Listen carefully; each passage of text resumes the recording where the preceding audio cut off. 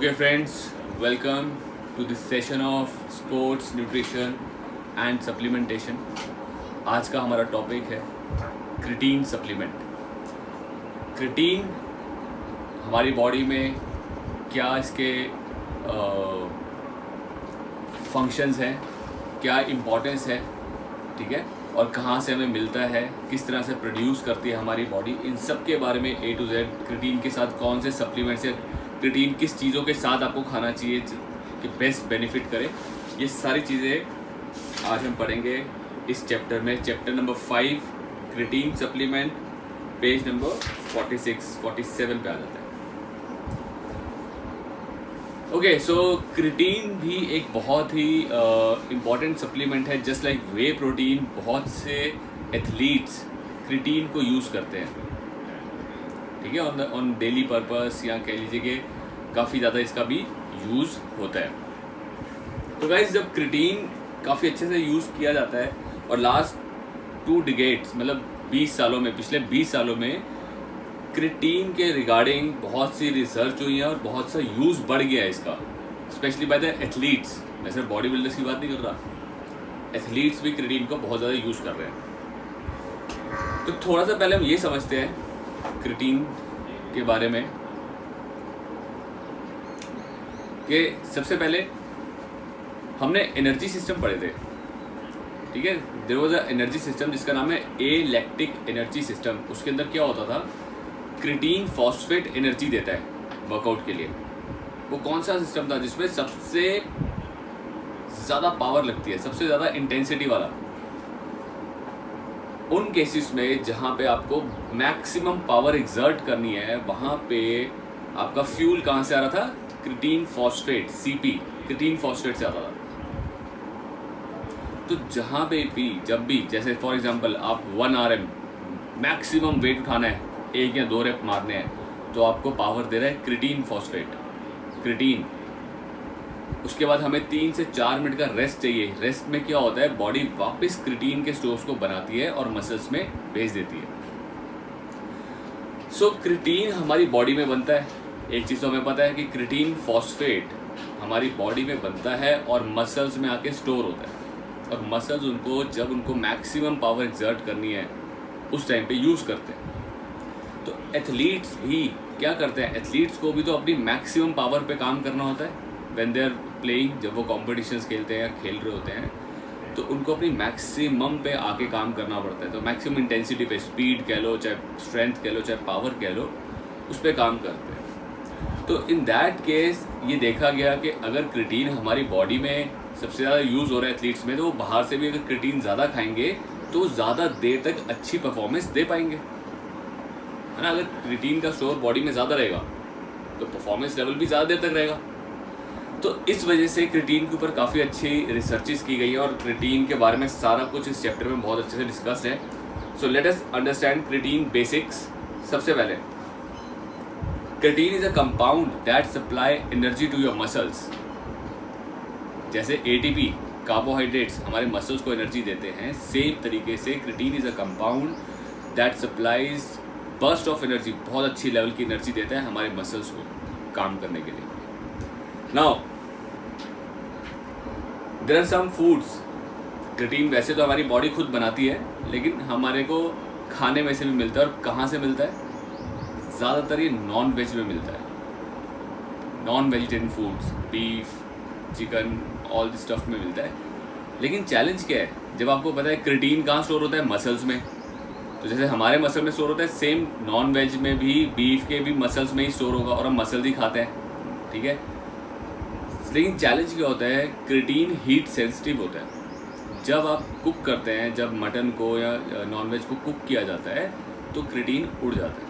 वो क्रिटीन की प्रॉपर्टीज़ हमें डाइट में नहीं मिल पाती। तो एक तो बहुत कम क्वांटिटी में स्टोर होता है मसल में, और दूसरा खाना बनाने में वो उड़ जाता है। तो इसलिए हम ना ज़्यादा डिपेंडेंट हो जाते हैं क्रिटीन सप्लीमेंट पे, क्योंकि डाइट से हम उस लेवल पे क्रिटीन लोडिंग नहीं कर सकते। अपनी बॉडी में लोड करने की बात करें तो लोड नहीं कर सकते, बस ठीक है, छोटा मोटा आ रहा है वो ठीक है। तो सबसे पहले क्रिटीन हमारी बॉडी में कहाँ से बनता है, कौन बनाता है? लीवर, पैनक्रियास, किडनी, इन तीनों के हेल्प से क्रिटीन बनता है। ये क्रिटीन बनाते हैं लीवर, पैनक्रियास, किडनी मिलके क्रिटीन बनाएंगे और ये क्रिटीन ब्लड स्ट्रीम के थ्रू होता हुआ हमारे मसल्स में जाता है। ठीक है, ये क्रिटीन ब्लड थ्रू से होते हुए हमारे मसल्स में जाएगा। Okay, now once it reaches muscles, हमारे मसल्स में पहुंच के ये क्रिटीन फॉस्फेट में कन्वर्ट हो जाता है। फॉस्फेट का मॉलिक्यूल इसके साथ आके कन्वर्ट कर देता है। तो क्रिटीन फॉस्फेट हमारे मसल्स को एनर्जी देने का काम करता है। ये मेन चीज़ होता है। क्रिटीन बन तो वहाँ रहा है, मसल्स में आके क्रिटीन फॉस्फेट हो जाता है। पहले क्रिटीन होता है सिर्फ, और वहाँ पे आके फॉस्फेट होके सीपी की फॉर्म में हमारे मसल्स में स्टोर हो जाता है। मसल्स मतलब पूरी बॉडी के मसल्स में। तो गाइज, अब अगर हम बाहर से एक्सटर्नल क्रिटीन ले रहे हैं, आज हमारी बॉडी में मैं एग्जांपल दे रहा हूँ कि इतना क्रिटीन ऑलरेडी स्टोर है, डेली बेसिस पे इतना क्रिटीन आता है, और जब हम वर्कआउट करते हैं ये यूज़ हो जाता है। तो अगर मैं बाहर से भी एक्सटर्नल क्रिटीन लोड कर लूँ बॉडी में और अपना क्वांटिटी इतने से इतना कर लूँ, तो मेरी बॉडी ज़्यादा देर तक काम कर पाएगी ना, ज़्यादा हाई इंटेंसिटी पे ज़्यादा देर तक काम कर पाएगी, जिसकी वजह से एथलीट्स की ये एक नंबर 1 रिक्वायरमेंट है कि यार मैं अपनी हाई परफॉर्मेंस मतलब हाई इंटेंसिटी पे देर तक परफॉर्म करूं, तो क्रिटीन खाऊंगा तो बढ़िया करूंगा, है ना। तो एथलीट्स के लिए एक बहुत अच्छी चीज़ है, बॉडी बिल्डर्स के लिए, बॉडी बनाने के लिए, सब के लिए एक बहुत अच्छी चीज़ है क्रिटीन। फूड सोर्सेज की बात करें, कहाँ से मिलता है? फूड सोर्स में हमें मिलता है बीफ, पोर्क, सैल्मन, ट्यूना, इन सब में मिलता है। लेकिन अप्रॉक्सीमेट पता है कितना है? 2 ग्राम पर पाउंड। 1 पाउंड में 2 ग्राम, और 2 ग्राम भी जब आप कुक करोगे तो शायद 1 रह जाए या आधा ग्राम रह जाए। तो we can not depend upon these food, specially अगर हम बात करें लोडिंग की, तो इन खानों के ऊपर हम डिपेंड नहीं कर सकते क्रिटीन के लिए। अब क्रिटीन के कुछ हेल्थ बेनिफिट्स बताता हूँ आपको। ये तो कुछ मस्कुलर था कि मसल्स में पावर देगा, मसल को ज़्यादा इंटेंसिटी पे, हाई इंटेंसिटी पे काम करवाएगा, लेकिन इसके कुछ हेल्थ बेनिफिट्स भी हैं। ये हेल्थ बेनिफिट्स क्या हैं? What are these health benefits? सबसे पहला, creatine and Alzheimer disease. Alzheimer के बारे में पढ़ा था कि अल्ज़ीमर में क्या होता है, कुछ ब्रेन सेल्स डेड होने शुरू हो जाते हैं। ये डेड क्यों होते हैं? कई बारी बॉडी में, किसी की बॉडी में एक सीरम है जिसका नाम है होमोसाइटीन। होमोसाइटीन नाम का एक सीरम, मतलब एक लिक्विड किसी की बॉडी में जब ये ज़्यादा बनने लग जाए, एक लेवल से ज़्यादा बनने लग जाए, तो ये कई चीज़ों पर अटैक करता है। ब्रेन सेल्स के ऊपर अटैक करता है, जिससे कि ब्रेन सेल्स डेड होने शुरू होंगे और ब्रेन की वही कमज़ोरी कह लो या ब्रेन श्रिंक हो जाता है, तो जिसकी वजह से अल्ज़ीमर डिजीज़ हो जाती है। तो क्रिटीन खाने से ये होमोसाइटीन्स के लेवल को कंट्रोल करता है, होमोसाइटीन्स को ज़्यादा बढ़ने नहीं देता।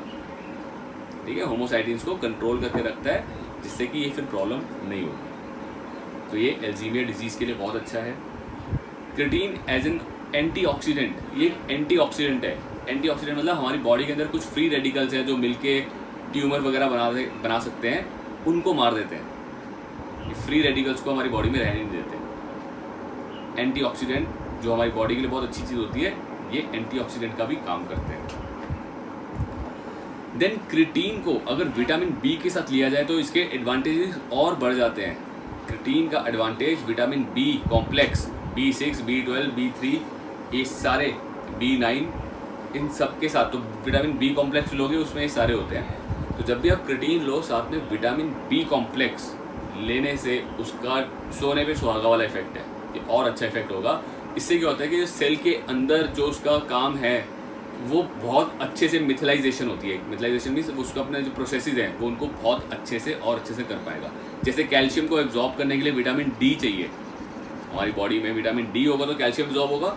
ऐसे विटामिन बी कॉम्प्लेक्स के साथ क्रिटीन की फंक्शनैलिटी और ज़्यादा अच्छे तरीके से बॉडी में हो पाती है। नेक्स्ट है जी creatine and heart disease. Same जैसे ह्यूमोसाइटीन्स से अल्ज़ीमर प्रॉब्लम होने के चांसेस हो रहे थे, सेम ह्यूमोसाइटीन्स अगर बॉडी में एक लेवल से ज़्यादा हो तो हार्ट डिजीज़ होने के चांसेस होते हैं। कोरोनरी हार्ट डिजीज़ मतलब लॉन्ग टर्म कोई भी वेन्स के अंदर या हार्ट के अंदर प्रॉब्लम होने के चांसेस होते हैं। तो क्रिटीन अगर बॉडी में ठीक लेवल पे है तो ह्यूमोसाइटीन्स का लेवल कम हो जाएगा बॉडी में और हार्ट डिजीज़ होने के चांसेस भी कम रहेंगे। ठीक है।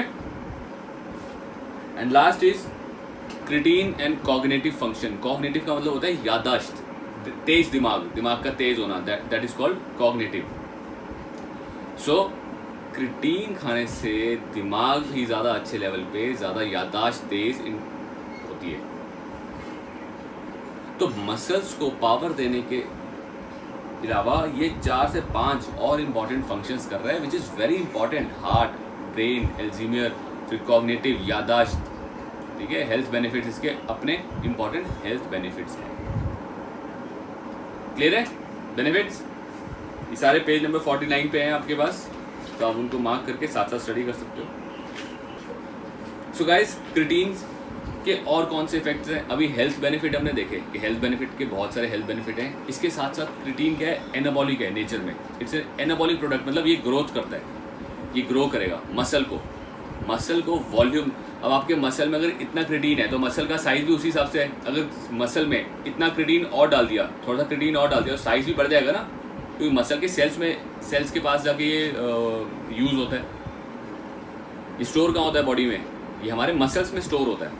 तो अगर आपका मसल का साइज इतना है जिसमें इतना क्रिटीन है, तो आपने क्रिटीन को लोड किया, थोड़ा सा और क्रिटीन खाया, तो मसल का साइज ऑटोमेटिकली थोड़ा सा बढ़ जाएगा ना, वॉल्यूम, क्योंकि क्रिटीन स्टोर मसल में जाके होगा। तो कहीं ना कहीं मसल का वॉल्यूम भी बढ़ाता है और ये एनाबॉलिक, मसल को ग्रो करने में भी हेल्प करता है, बहुत हेल्पफुल है। क्रिटीन पानी एब्जॉर्ब करता है, सुना होगा आपने, वाटर एब्जॉर्प्शन। ये क्या होता है? जब क्रिटीन खाते हैं, क्रिटीन को सेल्स के अंदर जाके स्टोर होना है, तो क्रिटीन को एब्जॉर्ब होने के लिए, सेल्स के अंदर एब्जॉर्ब होने के लिए ज़्यादा वाटर कंटेंट चाहिए। क्रिटीन हो गया, इवन प्रोटीन भी जब हम पीते हैं, खाते हैं ना, उसको भी एब्जॉर्ब करने के लिए ज़्यादा पानी चाहिए। तो पानी की वो बढ़ जाती है, प्यास बढ़ जाती है, ज़्यादा पानी की रिक्वायरमेंट होती है बॉडी में। सेम क्रिटीन का है। तो क्रिटीन ने एक तो पहले जी स्टोर ही मसल में हो रहा है, और पानी भी चाहिए, तो मसल के अंदर वाटर कंटेंट भी बढ़ जाएगा, मसल का वाटर कंटेंट भी बढ़ जाएगा। तो कहीं ना कहीं वॉल्यूम बढ़ेगा, वाटर कंटेंट बढ़ेगा, which is a good thing. ये बैड थिंग नहीं, इट्स अ गुड थिंग। हमारे बॉडी 70% वाटर, तो जितना भी पानी मसल में जा रहा है तो कोई बुरी चीज़ नहीं, अच्छी चीज़ है, क्योंकि वो उसको डाइजेस्ट करने में, उसको काम करने में, एनर्जी बनाने में काम आता है। तो ये ध्यान रखना कि क्रिटीन जब खा रहे हो तो पानी का इंटेक अच्छा होना चाहिए, water intake should be good. ये वाटर इंटेक कैसे बढ़ता है पानी में? वो पानी कहाँ से खींचता है क्रिटीन? Any idea? जो हम पानी पीते हैं वो पानी नहीं खींचता है, ये पानी कहाँ से जाता है?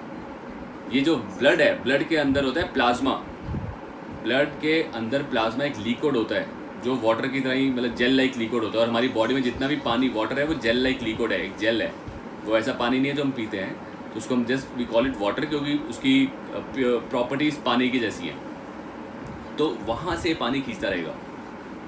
तो ब्लड में जैसे पानी का लेवल कम होगा, वॉल्यूम कम होगा, तो फटाफट आपको प्यास लगी है, पानी पीऊँ, क्योंकि ब्लड को समझ आता है पानी कम हो रहा है, तो वो पानी पीता है, फिर ब्लड का वॉल्यूम लेवल बढ़ता है। लेकिन हमें पहले ध्यान रखना है कि हम अपना पानी का लेवल पहले अगर ज़्यादा रखेंगे बॉडी के अंदर, तो जो पानी पिया है ये फिर धीरे धीरे सेल्स के पास डायरेक्ट पहुंचेगा, ब्लड में से ये नहीं खींचेगा। ठीक है। सो गाइस, क्रिटीन मसल्स को भी इतने अच्छे इफेक्ट देता है, मसल में भी इसके बेनिफिट्स हैं। तो इतने सारे बेनिफिट्स होने के साथ साथ हमने देखा एक्स्ट्रा एनर्जी मिल रही है बॉडी को, बॉडी के अंदर प्रोटीन सिंथेसिस को भी अच्छा कर देता है। मतलब प्रोटीन जो आपने खाया है उसके डाइजेशन को, उसको एब्जॉर्ब करता है बॉडी में और उससे भी काम करवाता है, अच्छा काम कराता है क्रिटीन। मसल का वॉल्यूम बढ़ा रहा है। और एक और इम्पॉर्टेंट चीज़ जो है दैट इज़ लैक्टिक एसिड को बफर करता है। हमें पता है हमारे मसल में जब लैक्टिक एसिड जम जाता है, मसल के सेल्स के पास लैक्टिक एसिड जम जाएगा तो मसल काम नहीं करेगा, आपका मसल रुक जाएगा, थक जाता है। तो ये लैक्टिक एसिड को बफर करता है, हटाता है, ये लैक्टिक एसिड को जमने नहीं देता। तो जब तक क्रिटीन है बॉडी में, ये लैक्टिक एसिड को बनने ही नहीं देगा। और आपको पता है क्रिटीन की एनर्जी कैसी होती है, बहुत हाई लेवल एनर्जी जब आप यूज़ करते हो एकदम लैक्टिक एसिड बनेगा, तो ये बनने नहीं देता, ये देर तक आपको काम करने देता है। तो लैक्टिक एसिड बफर करता है। तो गाइस, इतने सारे इसके अच्छे बेनिफिट्स हैं, सब कुछ है। तो कहीं ना कहीं body builder, athlete, sports person, इन सब को यूज़ करना चाहिए। एक नॉर्मल इंसान के लिए हम लोग नहीं बोलेंगे कि क्रिटीन को यूज़ करो। एक नॉर्मल मतलब नॉर्मल क्लाइंट जो बहुत ज़्यादा वर्कआउट नहीं करते, उन लोग के लिए हम लोग नहीं बोलेंगे क्रिटीन यूज़ करो, क्योंकि क्रिटीन की भी एक लिमिट में यूज़ करना चाहिए। क्रिटीन की भी एक दिक्कतें होती हैं, लॉन्ग टर्म यूज़ नहीं करना चाहिए, लिमिट में इसकी साइकिलिंग होती है, ये ऐसा नहीं कि कंटिन्यू चलता रहेगा। कि जो चीज़ें हमारी बॉडी खुद से बनाती है ना, उन चीज़ों को लॉन्ग टर्म यूज़ नहीं करना चाहिए, क्योंकि बॉडी खुद से बनाना कम कर देती है। तो पेज नंबर 53 पे आते हैं और यहाँ से हम स्टडी करेंगे how to use creatine, creatine को यूज़ कैसे करना है, ठीक है, क्रिटीन की लोडिंग कैसे करनी है, ये पढ़ते हैं। सो ऑन एन एवरेज एक ह्यूमन बॉडी में 120 ग्राम क्रिटीन होता है। हमारी बॉडी 120 ग्राम के आसपास क्रिटीन बनाती है और मसल्स में भेज देती है ऑन एन एवरेज। तो 120 ग्राम क्रिटीन के अंदर 95% जो क्रिटीन है ये हमारे मसल्स में चला जाता है। सिर्फ जो 5% क्रिटीन है वो बाकी, जैसे आपको होमोसाइट्स था, होमोसाइट्स को मारने के लिए, कम करने के लिए, बाकी के फंक्शंस करने में काम आता है। तो 95% creatine is diverted to the muscles, वो मसल्स में होते हैं। Then in addition muscle can hold 30 to 40 gram of creatine extra, 30 से 40 ग्राम एक्स्ट्रा क्रिटीन को होल्ड कर सकता है हमारा बॉडी। तो अगर हमारी बॉडी में 120 ग्राम बनता है तो 30 से 40 मतलब 150 से 160 ग्राम क्रिटीन हमारी बॉडी होल्ड कर लेती है, ठीक है। 120 के आसपास बनता है, 40 ग्राम और मतलब 160 ग्राम तक हमारी बॉडी होल्ड कर लेगी। तो पहले हमारे मसल्स के अंदर 100 ग्राम क्रिटीन जा रहा था, अब 130 चला जाएगा, 140 ग्राम चला जाएगा, ठीक है। तो गाइज अगर हमारी बॉडी बहुत ज़्यादा होल्ड नहीं कर सकती तो बहुत ज़्यादा क्रिटीन खाने का फ़ायदा नहीं है, सिर्फ ये 30 से 40 ग्राम और होल्ड करती है। तो आपकी जो लोडिंग होनी चाहिए, क्रिटीन की लोडिंग होनी चाहिए, वो दो तरीके से होती है। एक होता है rapid loading and another one is slow loading, ठीक है, rapid load and slow load. तो ये रैपिड लोडिंग क्या होती है, स्लो लोडिंग क्या होती है, इसको बताता हूँ मैं आपको। Rapid loading involves 20 gram of creatine for 5 to 7 days, एक हफ्ता, पहला हफ्ता। ये साइकिल ना 4 हफ्ते की साइकिल है, 4 से 6 हफ्ते की साइकिल होती है। तो पहले हफ्ते में आपने 20 ग्राम क्रिटीन खाना है डेली। तो 20 ग्राम क्रिटीन एक बारी में नहीं खाना, इसको 5-5 ग्राम करके 4 बार में डिवाइड करके खाना है। तो 2 टाइम तो कौन से होते हैं, एक तो pre workout and post workout, 5 gram pre workout, 5 gram post workout, फिर एक सुबह के लिया और एक रात को ले लिया। तो 5 दिन में 4 बार आपने क्रिटीन को 5-5 ग्राम करके खाया, तो आपकी बॉडी के अंदर 20 ग्राम क्रिटीन एक दिन में आ गया। और 5 से 7 दिन मतलब एक हफ्ता आप 20 ग्राम डेली खाओगे। उसके बाद सेकेंड, थर्ड, फोर्थ, ये 3 week, second week, third week, fourth week आपको 5 से 7 ग्राम डेली खाना है, 5 to 7 नॉर्मल, ठीक है। तो जो पहले हफ्ते में आपने 20-20 ग्राम खाया है ना, ये आपको एकदम से लोड कर देती है अच्छा खासा क्रिटीन के साथ। और ये टाइम वो होता है जब आपको ना heavy weight, very heavy weight training, strength training करनी है। ये मतलब मैक्सिमम हैवी उठा के 5-6 रेपिटेशंस निकालने हैं। क्रिटीन खा के फ़ायदा ही तभी है जब आप हैवी वेट ट्रेनिंग करो। क्रिटीन खा के लाइट, थोड़ा हल्का या हाइपरट्रॉफी में भी ट्रेनिंग करोगे तो फ़ायदा नहीं है। क्रिटीन खा के हैवी वेट ट्रेनिंग, क्योंकि मसल, आपको पता है क्रिटीन तभी यूज़ होता है जब आप 90 to 100% एफर्ट लगाते हो, उस चीज़ में क्रिटीन यूज़ होता है ज़्यादा बॉडी का। जब 80% की एफर्ट लगाओगे तो क्रिटीन ज़्यादा यूज़ नहीं होगा। हाइपरट्रॉफी में 80% होता है, 80% एफर्ट होती है बॉडी की, 90 to 100% होती है स्ट्रेंथ ट्रेनिंग, मतलब हैवी वेट ट्रेनिंग, जहाँ पे आप मैक्सिमम वेट लेके 5-6 रेप निकालते हो, तो वहाँ पे क्रिटीन का ज़्यादा यूज़ होता है। और दूसरी चीज़, क्रिटीन को किस चीज़ के साथ लेना चाहिए, क्रिटीन को लेना चाहिए हमेशा एक सिंपल कार्बोहाइड्रेट्स के साथ, जैसे डेक्सट्रॉस, ग्लूकोज, फ्रूट जूस, गेनर्स, ये इन चीज़ों के साथ आपको क्रिटीन खाना चाहिए। क्यों? क्योंकि सिंपल कार्ब्स बॉडी में जाते ही सबसे पहले क्या करेंगे, इंसुलिन को स्पाइक करेंगे, और इंसुलिन क्या करेगा, ब्लड स्ट्रीम में से क्रिटीन को मसल्स में भेज देगा। समझ रहे हो? क्रिटीन की स्टोरेज कहाँ होती है, मसल्स में होती है, और हम चाहते हैं कि फटाफट मसल्स में जाए, इधर उधर ना स्टोर हो जाए। तो सबसे पहले क्या करेगा, जैसे ही आप कार्बोहाइड्रेट्स के साथ, मतलब सिंपल कार्ब्स में जैसे ग्लूकोज हो गया, फ्रूट जूस हो गया, या फिर इवन गेनर्स हो गए, जब आप इनके साथ लोगे तो बॉडी में जाते ही ये इंसुलिन स्पाइक कर देंगे, क्योंकि शुगर लेवल स्पाइक हो जाता है। जैसे इंसुलिन स्पाइक किया, शुगर लेवल स्पाइक हुआ, तो उसने कार्बोहाइड्रेट्स जो हमने खाए हैं उनको और प्लस क्रिटीन को कहाँ भेज दिया, मसल में। इंसुलिन का मेन काम यही होता है कि मसल सेल्स को अनलॉक करना और वहाँ पे सारी चीज़ें भेज देना, तो फटाफट क्रिटीन कहाँ पहुँच जाएगा, आपके मसल्स में स्टोर होगा। तो इसलिए इसको कहते हैं कि सिंपल कार्ब्स के साथ ही लेने चाहिए, जूस के साथ लेना चाहिए। अब लोगों को ये कॉन्सेप्ट पता लग गया जूस के साथ लेना, लेकिन आप पूछोगे रीज़न वाई, तो वो ब्लैंक हो जाता है, नहीं पता क्यों।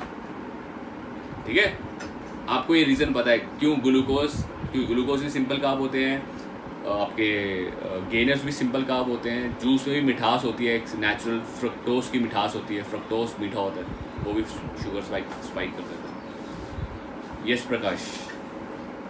और सर जैसे जूस में लेने के लिए हम बोल रहे हैं, तो जूस में डाल के उसको सेक करके लेगा नहीं कैसे? क्योंकि आज तक मैंने जो क्रेडिट देखा, लोग उसको सीधे मुंह पे डाल के पानी डाल के सीधे खा जाते हैं। यार 5 ग्राम क्रिटीन है, चाहे जूस में मिक्स कर लो, चाहे मुंह में डाल के जूस पी लो, ऊपर से बात तो एक ही है, एक ही बात है। वो मतलब पता है क्या चावल और दाल अलग अलग खाएं, दाल मिक्स करके खाएं। मैंने वही बताया ना, क्यों रीजनिंग नहीं पता ना किसी को, तो इसलिए कोई भी कुछ भी करेगा, तो ऐसा कोई नहीं है। वो आप चाहे दाल और चावल को अलग अलग खाओ, चाहे दोनों को मिक्स करके खाओ, कोई फ़र्क नहीं पड़ता। तो सेम क्रिटीन का भी यही सेम है, जब आपने खाना है उसके साथ जूस पी लिया या उसको जूस में मिक्स करके पी लिया, क्योंकि क्रिटीन टेस्टलेस होता है तो इसका पता नहीं चलता। हाँ शेर सिंह,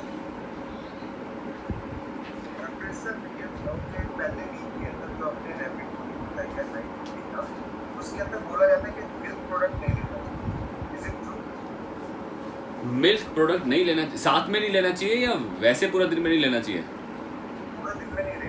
सी आई एम नॉट श्योर। हाँ मैंने साथ में तो सुना हुआ है कि साथ में मिल्क प्रोडक्ट नहीं लेते, लेकिन सी वे प्रोटीन भी ना, it is a milk product. Way protein is also a milk product, but ये वे प्रोटीन के साथ हम खा सकते हैं। तो हो सकता है कि शायद डायरेक्ट मिल्क नहीं लेना, और लोडिंग में स्पेशली हम सुबह से शाम तक पूरे टाइम में ले रहे हैं, तो हो सकता है शायद इसीलिए वो मना करते हो। मैं इसके बारे में पूरा कंफर्म तो नहीं हूँ, आई कैन नॉट से कंफर्म कि इसके ऊपर कुछ स्टडी है, कुछ स्टडी करके मैं बात करूँगा। बट अगर कहते हैं नहीं लेना और क्यों रैपिड लोडिंग में बिल्कुल नहीं लेना मिल्क, तो इसका यही रीज़न हो सकता है हम सुबह दोपहर शाम मतलब चारों टाइम पे ले रहे हैं, तो शायद इसलिए मिल्क नहीं लेना होता हो। लेकिन अगर बात करें प्रोटीन लेना है, वे प्रोटीन तो है ही मिल्क प्रोडक्ट, वो तो चलता है साथ में। तो वे प्रोटीन और मिल्क के साथ क्रिटीन हम लेते हैं, कोई दिक्कत नहीं होती। तो वे प्रोटीन के साथ तो कोई दिक्कत नहीं है, बाकी मैं मिल्क प्रोडक्ट्स में चाहे वो मिल्क है या बाकी चीज़ें एक बार मैं स्टडी करके फिर बताऊँगा, ठीक है। सो गाइस, रैपिड लोडिंग के अंदर सीधा कॉन्सेप्ट हो गया, पहले वीक में 20 gram daily, second third fourth week में 5 से 7 ग्राम। और टाइमिंग क्या होनी चाहिए? सबसे बेस्ट टाइमिंग होती है क्रिटीन को खाने की प्री वर्कआउट। प्री वर्कआउट में ही क्रिटीन खाना चाहिए, क्यों? ताकि आपके मसल्स के अंदर पहले से लोड हो जाए और आपके मसल उसकी एनर्जी को यूज़ कर सकें। अब बात करते हैं स्लो लोडिंग की। स्लो लोडिंग क्या है? स्लो लोडिंग नॉर्मल आप 5 से 7 ग्राम क्रिटीन 1 से 2 महीने तक खा सकते हो, ठीक है। स्लो लोडिंग में आप ज़्यादा देर तक खा सकते हो। बस जब भी क्रिटीन खाते हो आपको इसको एज अ साइकिल यूज़ करना है। जैसे रैपिड लोडिंग में आपने एक महीना खाया, उसके बाद आपको 1 से 2 महीना छोड़ना है, क्योंकि बॉडी नेचुरल बनाती है, उसको बॉडी को नेचुरल क्रिटीन बनाने की आदत रहनी चाहिए। स्लो लोडिंग कर रहे हो तो आप 2 महीने तक खा सकते हो, उसके बाद आपको 1 से 2 महीने उसको छोड़ना है। सिंपल।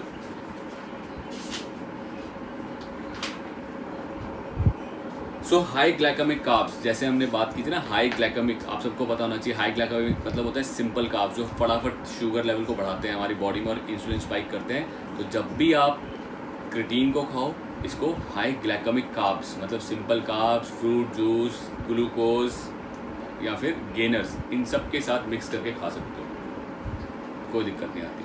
क्रिटीन को even I have seen people, मैं उन लोगों की बात कर रहा हूँ जो तरीके से जिनको पता है, नॉलेज है, आपका गेनर लिया, आपका वे प्रोटीन लिया, आपका क्रिटीन लिया, सेम शेक के अंदर पी लो प्री वर्कआउट में, आधा एक घंटा पहले ये तीनों शेक बना के पी लिया, ठीक है।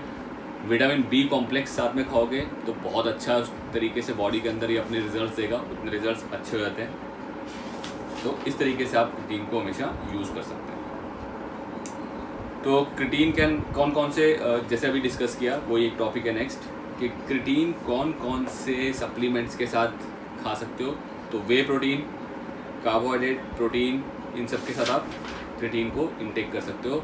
क्रिटीन को फैट बर्नर्स के साथ भी खा सकते हो, कोई दिक्कत नहीं, ठीक है। इवन जो लोग फैट बर्नर्स का भी यूज़ करते हैं, but I strongly recommend everyone, एक जो आपका प्री वर्कआउट होते हैं ना, वो जो सप्लीमेंट्स होते हैं प्री वर्कआउट के, C4 एंड ऑल, जो कैफीन होती है, और आपके फैट बर्नर्स, इनको बिल्कुल स्ट्रांगली मना करता हूँ कि ये नहीं लेने, ठीक है। These are not good supplements, इनको बिल्कुल अवॉइड करना है आपने। C4 हो गए या जितने भी कैफीन वाले सप्लीमेंट्स हैं जो आपको चार्ज कर देते हैं, आपको एनर्जी देते हैं, वो एनर्जी नहीं देते, तो इसलिए उनको नहीं लेना। क्रिटीन के साथ कुछ मिथ है, वो मिथ क्या होते हैं? क्या क्रिटीन स्टीरॉयड है? क्योंकि क्रिटीन एकदम पावर देता है? No, it's not a steroid. ये हमारी बॉडी में बनता है, कई चीज़ें, कई स्टीरॉयड, टेस्टोस्टेरोन भी हमारी बॉडी में बनता है, लेकिन testosterone is steroid, but creatine steroid में कैटेगरी में नहीं आता, इट्स नॉट अ स्टीरॉयड। तो आप इसको खा सकते हो, कोई दिक्कत नहीं होती। देन फैट लॉस वाले क्रिटीन खा सकते हैं, यस खा सकते हैं। Does creatine cause any side effect? कह रहे हैं नो सीरियस साइड इफेक्ट, कोई ऐसा कोई सीरियस साइड इफेक्ट नहीं है, लेकिन जो मेन चीज़ है क्रिटीन को आपने वो लॉन्ग टर्म क्यों नहीं खाना, क्योंकि ये हमारी बॉडी में अगर एक लेवल से ज़्यादा क्रिटीन आएगा तो हमारा लीवर, पैनक्रियाज और किडनी क्रिटीन को बनाना बंद कर देंगे, और हम नहीं चाहते कि हमारी बॉडी नेचुरल प्रोडक्शन को बंद करे, ठीक है। इसलिए हमें इसको लॉन्ग टर्म नहीं खाना। Can women take creatine? Yes, women can also take creatine. Can teenager, should a teenager take creatine? तो टीनेजर में आई सपोर्ट कि 18 अबव को ही देना चाहिए, क्योंकि there is no supporting evidence के कोई नुकसान हो क्या हो, क्योंकि टीन एजर्स में ना ऑलरेडी उनकी बॉडी अच्छे लेवल पे बना रही होती है। तो 18 से प्लस में हम ज़्यादा हैवी वेट ट्रेनिंग कराते हैं, तो 18 प्लस को ही देना बेस्ट है।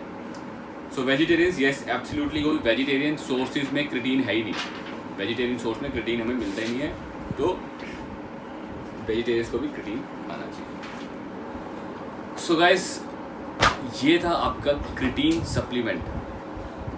तो क्रिटीन एक इम्पॉर्टेंट कंपोनेंट हो जाता है, स्पेशली एट द टाइम जब आपको अपना एक लेवल बढ़ाना है, अपने एक लेवल से निकल के आगे जाना है। जैसे हम कल बात कर रहे थे कि यार एक स्टेगनेंसी आ जाती है, तो नेक्स्ट कैसे, तो that time you need all this supplement support, protein, creatine, gainers, ठीक है। और आपका जो वर्कआउट लेवल है वो पहले से हैवी वर्कआउट पे आ जाएगा, पहले से ज़्यादा इंटेंस वर्कआउट आएगा, तब आपका ये लेवल यहाँ से निकल के आप आगे पहुँचते हो।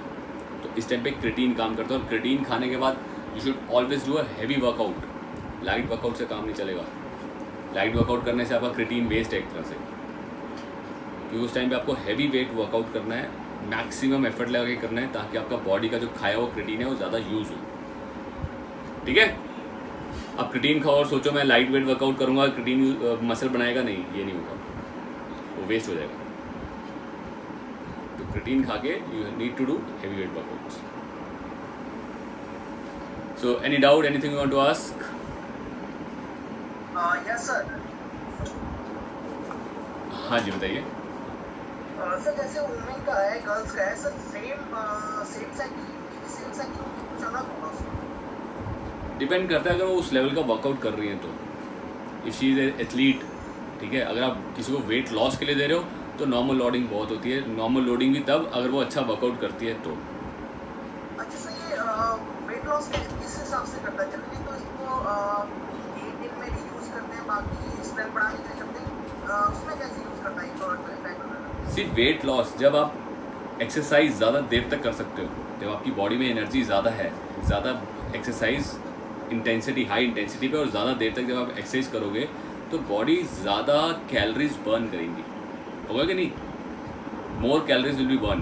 तो वेट लॉस वही कर पाते हैं ना जिनको कैलोरीज बर्न अच्छी खासी हो रही है, तो कहीं ना कहीं सपोर्टिव होता है, इट इज़ अ सपोर्ट करता है, बट ऐसा नहीं कि ये वेट लॉस में हेल्प करेगा, बॉडी का वेट कम करेगा, ऐसा नहीं है। ये सपोर्ट किस चीज़ में करेगा कि ज़्यादा देर तक आप वर्कआउट कर सकें।